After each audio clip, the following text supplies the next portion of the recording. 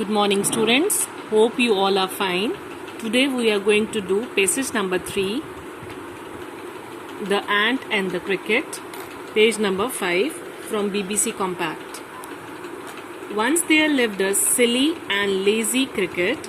Throughout the summer and spring, it sang without doing any work. When the winter came, it had nothing to eat because it had stored no food during the good season.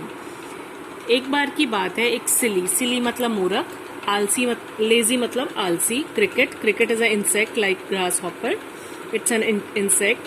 Cricket जो था बहुत ही सिली और lazy था, वो कोई काम नहीं करता था, आलसियों की तरह बैठा रहता था और सारी समर और स्प्रिंग सीजन वो सिर्फ गाने गाता था विदाउट डूइंग एनी वर्क, कोई भी काम करे बगैर वो गाने गाता रहता था.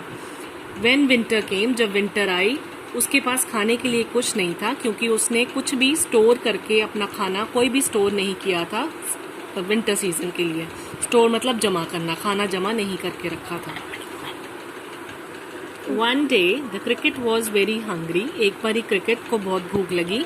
It went to the ant मतलब कीड़ी के पास वो गया. To ask for some food, कुछ खाना मांगने के लिए गया. And the ant was wise and hard working. Wise means intelligent, hard working होता है मेहनती. एंट जो थी बहुत वाइस और हार्ड वर्किंग थी. उसने पूरी समर अपना खाना स्टोर करके रखा विंटर्स के लिए, क्योंकि उसको पता है विंटर्स में खाना नहीं मिलेगा ज़्यादा ठंड में, तो उसने गर्मियों में ही अपना पूरा खाना स्टोर करके रख लिया था. On seeing the cricket the ant was very angry. Cricket को देखकर एंट को बहुत गुस्सा आया.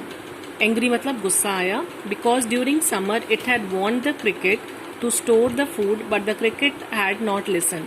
क्योंकि समर के टाइम उसने क्रिकेट को वॉर्न किया था, मतलब चेतावनी दी थी कि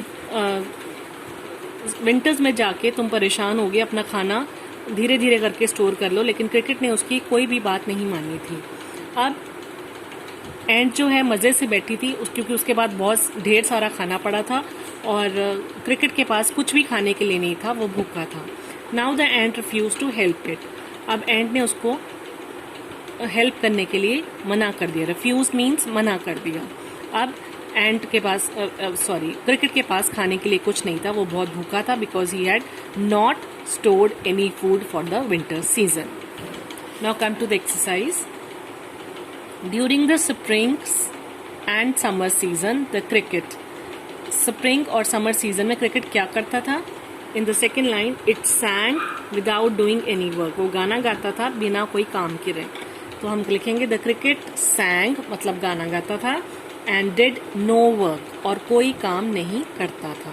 we have got this answer from the second line. This is answer number A. B is the ant had food in the winter season because. Ant के पास विंटर सीजन में खाना था क्योंकि. Complete this sentence. You can see this answer in the second paragraph, second line. It, mark it here, B, answer B. It had stored food for the winter. It had stored food for the winter season. Note down the answer from the second paragraph, second line. Third question is the cricket went to the ant. Cricket ant के पास गई. किस लिए गई? Here the answer is in the second paragraph, first line. It went to the ant to ask for some food. कुछ खाना मांगने के लिए क्रिकेट वहां गया. तो cricket went to the ant to ask for some food. So the answer is from here to ask. Write the same line to ask for some food. Question number D. The ant refused to help the cricket. Ant ने cricket को help करने के लिए मना कर दिया. क्यों? क्योंकि during here second paragraph, second last line, during summer it had warned the cricket to store food but the cricket had not listened. Now write the same line here because during summer it had warned the cricket to store food. E part, the ant was wise and here in the first line,